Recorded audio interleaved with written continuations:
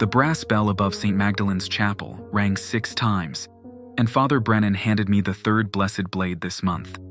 This one had intricate engravings along the handle, different from the others. Each weapon came with a small leather pouch containing a photograph and a handwritten note. Casper Molt, Father Brennan said, his voice barely above a whisper. He runs the textile mill on Riverside Avenue. Married, 2 children. I studied the photograph. A middle-aged man with graying hair and tired eyes. The kind of face you'd pass on the street without a second glance. What's his sin? He's been stealing from the church collection for 3 years, using the money to pay gambling debts. Father Brennan folded his hands. But that's not why we're sending you. I waited. Last week, he killed a homeless man who caught him taking money from the donation box, beat him to death with a candlestick, then dumped the body in the river. The photograph felt heavier in my hands. I'd been doing this work for the church for 18 months now. Each target was different. Each situation required its own approach. But the rules never changed. What are the rules for this one? Father Brennan opened a small wooden box and pulled out a piece of parchment. Rule 1. He must confess the murder aloud before you act. Rule 2. It must happen during evening prayer, when the bell rings 7 times. Rule 3. Use only the blessed blade we've given you. Rule 4. Never look directly into his eyes during the act. 4 rules. Simple enough. Where will I find him? He comes to evening prayer every Tuesday and Thursday. Sits in the back pew, always alone. His wife thinks he's working late. Father Brennan closed the box. Tomorrow is Thursday. I tucked the photograph and blade into my coat. Has he shown any signs of remorse? None. He's been attending prayer to maintain appearances. The church community still respects him. Walking home through the narrow streets, I thought about Casper Molt. The church had been tracking him for months before making the decision. They never acted on suspicion alone.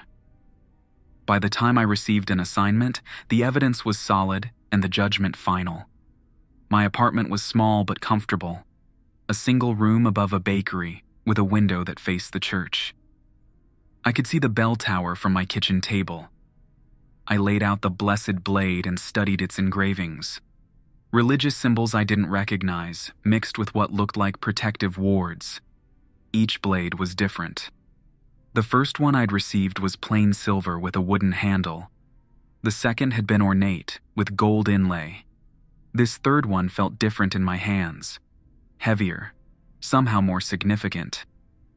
I prepared for the next evening like I always did.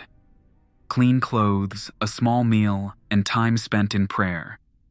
Not for forgiveness, that wasn't necessary for this work, but for focus.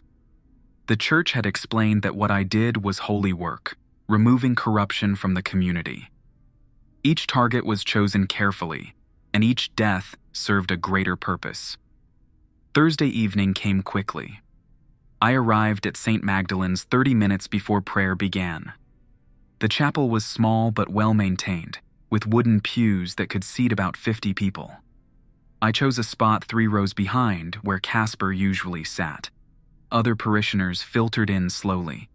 Mrs. Kowalski, who ran the corner grocery. The Hartman family with their 4 young children. A handful of older men who came to every service. Regular faces, people who found comfort in routine. Casper Molt entered just as the first prayer bell began to ring. He moved carefully, as if carrying a heavy burden. His clothes were clean but wrinkled, and his hands shook slightly as he sat down. Father Brennan appeared at the altar and began the evening service. I watched Casper's shoulders, the way he held his head.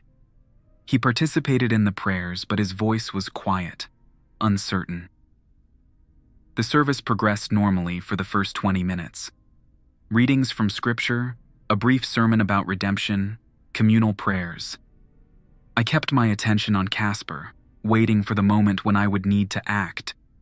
Then something unexpected happened. During the prayer for forgiveness, Casper stood up. His voice carried across the chapel, clear and loud. I killed a man. The other parishioners turned to look at him.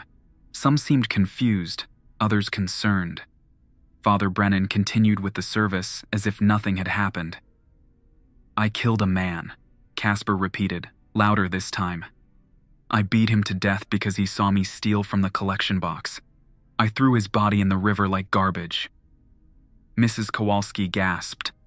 The Hartman family gathered their children closer. But nobody left. They all stayed, listening. I've been coming here for 3 years, taking money that was meant for the poor. I told myself it was temporary, that I'd pay it back, but I never did. And when someone finally caught me, I killed him to keep my secret. This was it. The first rule had been satisfied. He'd confessed the murder aloud. I reached for the blessed blade in my coat but kept it hidden. The evening prayer bell hadn't rung yet. I needed to wait for the second rule to be fulfilled. Casper wasn't finished. I don't know why I'm telling you this. I should have gone to the police weeks ago. But I'm a coward. I've been pretending everything is normal, coming to prayer like a good Christian while that man's body rots in the river. His voice broke. I don't deserve forgiveness. I don't deserve to sit in this holy place with decent people. Father Brennan finally spoke. Casper, please sit down. We can discuss this after the service. No, Casper said. I'm done hiding. I'm done pretending. I killed an innocent man to protect my reputation, and I've been lying to everyone I love ever since. The chapel fell silent. Even the children seemed to understand that something serious was happening. Then the evening prayer bell began to ring. Once, twice, 3 times. I gripped the blessed blade and prepared to move. 4 times, 5 times, 6 times. Casper was still standing, still talking. I used to be a good man. I provided for my family. I helped my neighbors. But somewhere along the way, I became something else. Something that could take a life to avoid consequences. 7 times. The second rule was satisfied. I stood up and moved toward the back pew where Casper waited. But as I approached, I realized something was different about this target. Most of the people I'd been sent to eliminate showed no remorse, no understanding of their crimes. They were corrupt individuals who threatened the community's spiritual health. Casper Molt was confessing publicly. He was showing genuine remorse, genuine horror at what he'd done. I stopped 3 feet behind him, the blessed blade ready in my hand. The third rule was clear. Use only the blessed blade we've given you. The fourth rule was equally clear. Never look directly into his eyes during the act. But standing there, listening to him continue his confession, I found myself questioning something I'd never questioned before. Was this still holy work? Casper turned around. His eyes were red from crying, but there was something else there. Relief, maybe. Or resolution. I know why you're here, he said quietly. The other parishioners couldn't hear us. They were focused on Father Brennan, who had begun leading them in a prayer for guidance. You're here because the church sent you, because they know what I did, and they've decided I need to be stopped. I kept the blade hidden, but my grip tightened on the handle. I'm not going to run, Casper continued. I'm not going to fight you. I probably deserve whatever happens next. This was the moment. The rules had been satisfied. The target was cooperative. All I had to do was follow through. But something held me back. Why did you confess? I asked. Because I couldn't carry it anymore. The guilt was eating me alive. I haven't slept in 3 weeks. I can't look at my wife, can't hug my children. I thought if I told the truth, maybe I could find some peace. What about the police? I'm going to turn myself in tomorrow morning. I was going to tell my family tonight, then walk to the station and confess everything. He looked directly at me. But I suppose that's not going to happen now. I realized I was looking into his eyes, violating the fourth rule, but I couldn't look away. This man wasn't a monster. He was broken, guilty, and desperate for redemption. He'd already begun the process of making things right. The church doesn't believe in second chances, I said. Maybe they're right. Maybe some things can't be forgiven. The evening prayer was ending. Soon the other parishioners would leave, and I'd be alone with Casper. The perfect opportunity to complete my assignment. "What would you do?" Casper asked. "If you were me?" I thought about the question. I'd turn myself in, face the consequences, try to make amends however I could. Even if it meant losing everything? My family? My freedom? My life? Especially then. Casper nodded slowly. "I think you're right." The other parishioners began filing out of the chapel. Mrs. Kowalski stopped to speak with Casper, her face full of concern. "Are you all right, dear?" "That was very brave, what you did." "I'm going to be fine," Casper told her. "I'm going to make things right." Soon, only the three of us remained: Casper, Father Brennan, and myself. Father Brennan approached us. "It's time," he said to me. I looked at the blessed blade in my hand, then at Casper, then at Father Brennan. "He's going to turn himself in," I said. "That's not our decision to make," Father Brennan replied. "The judgment has been made. The rules are clear. But he's showing remorse. He's trying to make amends. He killed an innocent man. He stole from the church for years. His confession doesn't change those facts." I understood the church's position. Justice couldn't depend on the criminal's feelings about their crimes. But standing there, watching Casper accept his fate with dignity, I felt something I'd never experienced before during an assignment: doubt. "What if we gave him a chance?" I asked. "What if we let him turn himself in, face trial, serve his sentence?" "That's not how this works," Father Brennan said. "The church has its own justice system. You are part of that system." "But what if the system is wrong this time?" Father Brennan's expression hardened. "Are you refusing to complete your assignment?" I looked at Casper again. He was waiting patiently, not trying to escape or plead for his life. Just waiting. "Give me until tomorrow night," I said. "Let him turn himself in. If he doesn't, I'll complete the assignment then. The rules don't allow for delays." "Then maybe the rules need to change." Father Brennan stared at me for a long moment. "You're making a mistake. This man will disappear the moment he leaves this chapel. He'll run, and we'll never find him." "What if he doesn't?" "Then you'll have wasted everyone's time." I made my decision. "I'm willing to take that risk." Father Brennan shook his head. "Very well. But if he doesn't turn himself in by tomorrow evening, you'll complete the assignment immediately. No more delays, no more questions." "Agreed." Father Brennan left the chapel without another word. Casper and I stood alone in the empty space. "Thank you," he said simply. "Don't thank me yet. You have 24 hours to do what you promised. If you don't, I'll be coming for you." "I understand. And Casper? If you run, I'll find you. This isn't mercy, it's a test." "I won't run." I believed him, but I also knew that belief wasn't enough. Tomorrow would prove whether my decision was right or wrong. As I walked home that night, I wondered if I'd just made the biggest mistake of my career. The church had trusted me with their most important work, and I'd let personal feelings interfere with my judgment. But looking back at the chapel, I felt something I hadn't experienced in months. Hope. Maybe Casper Molt would prove that redemption was possible. Maybe some people could change, could make amends for their crimes. Or maybe Father Brennan was right, and I'd just let a killer escape justice. Either way, I'd know the answer soon enough. I spent Friday morning at the window, watching the police station across town through a pair of binoculars. By noon, I hadn't seen Casper Molt walk through those doors. Doubt crept in. Father Brennan's words echoed in my head. "This man will disappear the moment he leaves this chapel."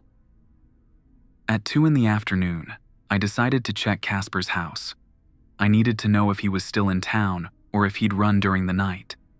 The textile mill sat on the edge of the industrial district, a collection of brick buildings that had been manufacturing cloth for 50 years. I found Casper's office on the second floor, behind a door marked Floor Manager. He was there, sitting at his desk, staring at a stack of paperwork. When I knocked, he looked up with tired eyes. "I wondered if you'd come by," he said. "You're still here. I told you I wouldn't run." He gestured to a chair across from his desk. "Please, sit." The office was small and cluttered. Family photographs lined one wall, showing Casper with his wife and 2 teenage children at various ages. A daughter with his same tired eyes, a son who looked like his mother. "I've been writing letters," Casper said, pointing to several sealed envelopes on his desk. "One for my wife, one for each of my children. Trying to explain what I did, why I did it. Have you told them yet?" "No," he said quietly. "I'm going to tell my wife when she gets home from work. Then we'll tell the kids together." He picked up one of the letters. "These are backup, in case I can't find the right words." I studied his face. No sign of deception, no indication that he was planning to flee. "The police station closes at 6, I said. "You're running out of time." "I know, I'll be there at 5:30. Why haven't you gone already?" Casper leaned back in his chair. "Because I wanted to finish my work here first. I've been training my replacement for the past month, making sure all the orders are properly documented. These people depend on this mill for their jobs. I didn't want my mistakes to hurt them." I hadn't expected that answer. "You've been planning this for a month? Longer than that. I've been trying to work up the courage for 3 months. Every time I got close, I'd think about my family, about what would happen to them." He looked at the photographs on the wall. "But after what I did to that homeless man, I knew I couldn't keep living with the secret." "What changed your mind?" "I saw his face in my dreams. Every night for 3 weeks. Not angry or accusing, just sad. Like he was disappointed in me." Casper's voice grew quiet. "I realized that the man I killed probably had a family too. Maybe not a traditional family, but people who cared about him. And I took him away from them to protect my reputation." We sat in silence for several minutes. Outside, the factory floor hummed with activity. Workers finishing their shifts, preparing to go home to their families. "Can I ask you something?" Casper said. I nodded. "How long have you been doing this work for the church?" 18 months. "How many people have you killed?" 7. You would have been the 8th. "Did any of them show remorse? Like I did?" I thought about the question. "No," I said honestly. "Most of them were angry when confronted. They denied their crimes, blamed others, tried to bargain or threaten their way out. What made them different from me? They didn't want to change. They wanted to continue hurting people." I paused. "You're the first one who seemed to understand the weight of what you'd done." Casper nodded slowly. "I used to think I was a good person who made some bad choices. But good people don't beat other people to death. Good people don't steal from charity donations. I had to accept that somewhere along the way, I became something else. But you're trying to change back. I don't know if that's possible, but I have to try." At 4:30, Casper began cleaning out his desk. Personal items went into a small cardboard box. The family photographs, a coffee mug his daughter had given him for Father's Day, a small wooden cross that had belonged to his grandfather. "My replacement is named Marcus Webb," he said as he packed. "He's been working the floor for 15 years, knows the business better than I do. The mill will be fine without me." "What about your family?" "My wife works as a nurse at the hospital. She makes enough to support herself and the kids, at least until they finish school. The house is paid off, so they won't lose that." He closed the box.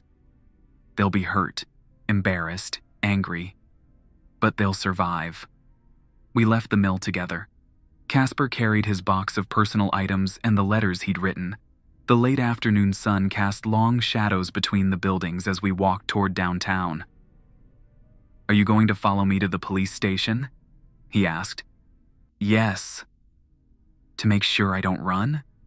"To make sure you're safe." He seemed surprised by that answer. "Why would you care about my safety?" "Because you're doing the right thing. That takes courage." "The church won't see it that way." "Probably not."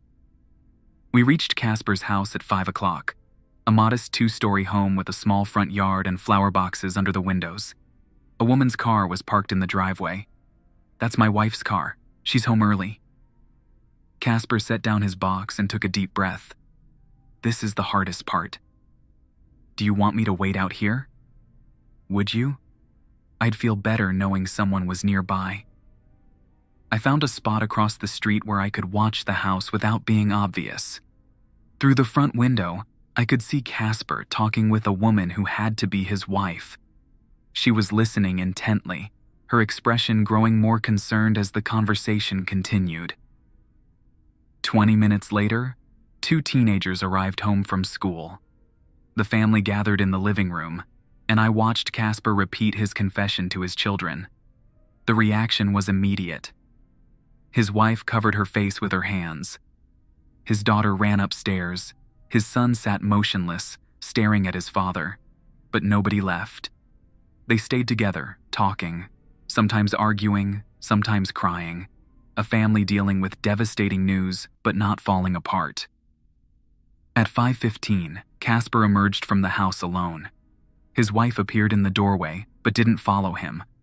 She looked like she'd been crying, but she also looked determined. "How did it go?" I asked as he approached. "As well as it could. My wife is furious, but she understands why I have to do this. My daughter won't speak to me. My son asked if I was going to prison." "What did you tell him?" "The truth. That I probably am, and that I deserve it." We walked the final 6 blocks to the police station in silence. The building was a converted courthouse from the 1920s, with tall windows and stone steps leading to the main entrance. Casper stopped at the bottom of the steps. "What happens after this?" he asked. "You'll be arrested, processed, probably held overnight. Tomorrow they'll assign you a lawyer if you can't afford one. You'll be formally charged, probably with murder and theft." "I meant what happens to you?" I considered the question. "I don't know. The church won't be happy that I let you turn yourself in instead of completing the assignment." "Will they punish you?" "Probably." "I'm sorry. I never meant to put you in a difficult position." "You didn't. I made my own choice." Casper climbed the steps and disappeared through the main entrance. I waited outside for another hour until I saw him being led away in handcuffs. He looked back once, caught my eye through the window, and nodded. The next morning, the local newspaper ran the story on the front page. "Mill manager confesses to murder, theft." The article described how Casper Molt had voluntarily surrendered to police and provided a full confession to killing a homeless man and stealing church funds. Father Brennan arrived at my apartment before I'd finished reading the article. "You were supposed to complete the assignment," he said without preamble. "The assignment is complete. Casper Molt is no longer a threat to the community." "That's not how this works. You know better." I poured myself a cup of coffee and offered one to Father Brennan. He declined. "He turned himself in," I said. "He confessed publicly. He's facing trial. He'll spend the rest of his life in prison. Justice is being served. Our justice, not the state's justice. There's a difference." "Is there?" "The man who killed that homeless person is gone. The man who stole from the church is gone. The person who remains is someone trying to make amends for those crimes." Father Brennan sat down across from me. "You've been doing this work for 18 months. You've never questioned an assignment before." None of the others showed remorse. Remorse doesn't erase the crime. No, I agreed, but it suggests the person might be capable of change. The church doesn't exist to rehabilitate criminals. We exist to protect the faithful from those who would harm them. I sipped my coffee and considered his words. What if we're wrong sometimes? What if some people deserve a second chance? Then we let the legal system handle them. But once someone crosses certain lines, once they become a danger to the spiritual health of the community, our responsibility is clear. And if I disagree, Father Brennan's expression grew serious.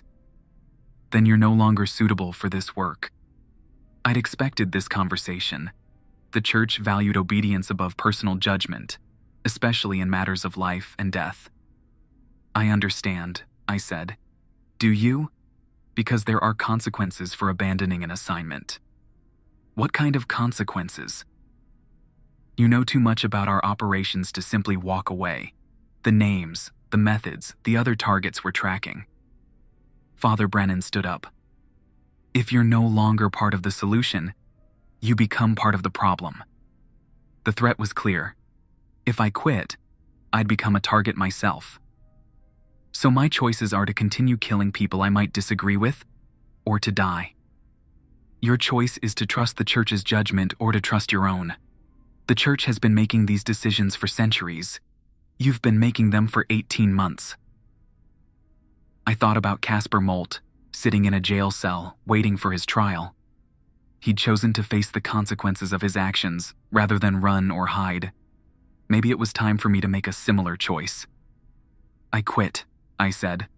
Father Brennan nodded as if he'd expected this answer. You have until midnight to leave town. After that, we'll consider you a threat to the organization. And if I stay, then you'll discover what it feels like to be on the other side of an assignment. After Father Brennan left, I packed a single bag with essential items. Clothes, money, identification, and the blessed blade I'd been given for Casper's assignment. I wasn't sure why I kept the blade, but it felt important somehow. By evening, I was on a bus heading east, toward a city where the church had no presence. I had enough money to start over, find new work, build a different kind of life. 3 months later, I received a letter forwarded through a friend. The return address was the county jail where Casper Molt was being held. I wanted you to know that I pled guilty to all charges, the letter said. I'm being sentenced next week. The prosecutor is asking for life without parole, which I think is fair. My lawyer says I might get 30 years instead, but I'm prepared for either outcome. I also wanted to thank you, not for letting me turn myself in, that was my responsibility, but for treating me like a human being instead of just another target. You helped me remember that I used to be a decent person, and that maybe I could become one again. My wife visits every Sunday. My son comes with her sometimes. My daughter hasn't forgiven me yet, but she wrote me a letter last week. It's a start. I hope you found what you were looking for. I hope you're at peace with your decision. I know I am with mine. I folded the letter and put it away. Outside my new apartment window, I could see people walking to work, children playing in a nearby park, couples holding hands as they strolled down the sidewalk. Normal life. The kind of life I'd been protecting when I worked for the church, but had never really experienced myself. A week later, another letter arrived. This one had no return address, but I recognized Father Brennan's handwriting. Casper Molt was murdered in his cell yesterday. Another inmate, someone with connections to the homeless community. They said it was revenge for the man he killed. Justice finds its own way, even when we try to interfere with it. Your mercy accomplished nothing except delaying the inevitable. We're no longer looking for you. Your replacement has been more reliable. I read the letter 3 times, then burned it in the kitchen sink. Casper Molt was dead. The church would call it divine justice, proof that their methods were correct. But I knew better.